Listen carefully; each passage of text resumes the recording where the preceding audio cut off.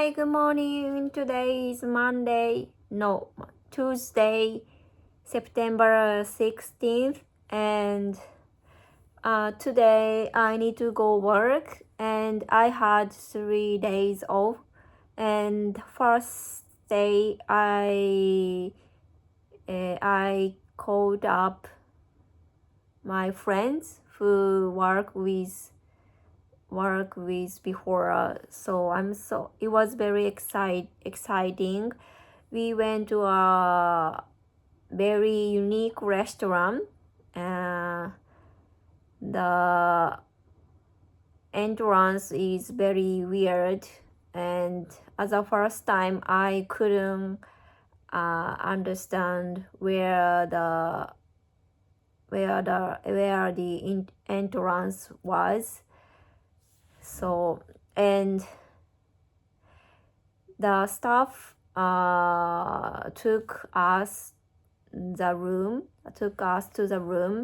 but the door looks like fridge. So I thought it was a fridge, but it turned out to be the entrance of the room. So I'm so surprised, and I was like, we are getting to the fridge. And so it was very unique restaurant, and the food was very delicious. And the restaurant's name was Chimpun Kampung, and he wrote down question mark. So it's very unique, and food was good, and we had a great time. Almost we talk about when we work together. So so it was very fun. And yesterday my family and I went to our game center, and we enjoy claw machines, and we went to very popular game center, which is very popular, and my friend recommend this place before. And yesterday I remembered one of my coworkers recommend this place. So, and there were many people, and it was a little hard to park my car. There are so many cars, and so it took a while to park my car. And after that we entered the shop.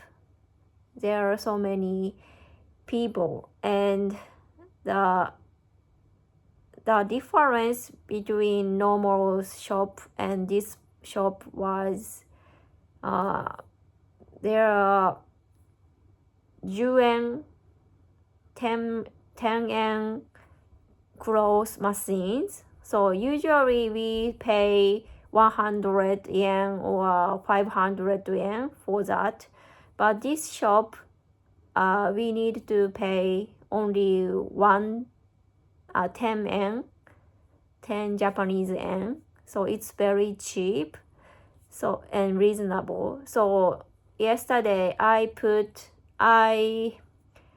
gave 10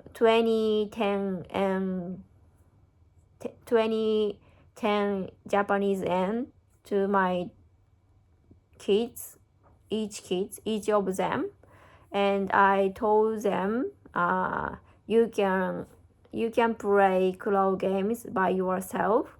You have 10 Japanese yen. So it was the first time for them to play claw games by themselves. So they looked very happy and excited. And my older daughter got some item by herself. So she was very excited because she really wanted to try it, and she as a result she got some item by herself. So I think it was very good experience to her at this time, at her age. So I understand why this shop is very popular for little kids or little kids' parents. Yeah. So yeah, and so I really want to go there again. So I'm gonna save 10 Japanese yen coins. Yeah. And today I'm gonna read out chapter 3. I just finished chapter 3, so let's get started. Clocks, as we know them, were probably developed by very religious people in Europe in the 13th century. They needed to know the exact time so they could meet together in church. By the 1700s, people had clocks and watches that were accurate to the minute. Some clocks were very beautiful. They had complicated moving parts. Some clocks had figures of people or animals that moved every hour or quarter hour. Other clocks played music. The movement of the parts is very interesting to see when you open one of these old clocks. Today's clocks and watches have quartz crystals inside of them. They were very accurate. Watches today can be traditional or digital. Digital watches don't have hands but numbers on their displays. Some watches are very complicated. They keep the time for at least 2 time zones.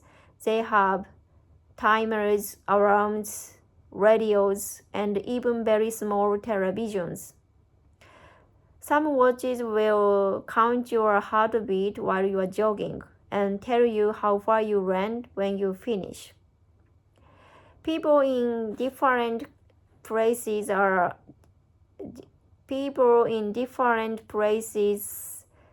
think about time differently.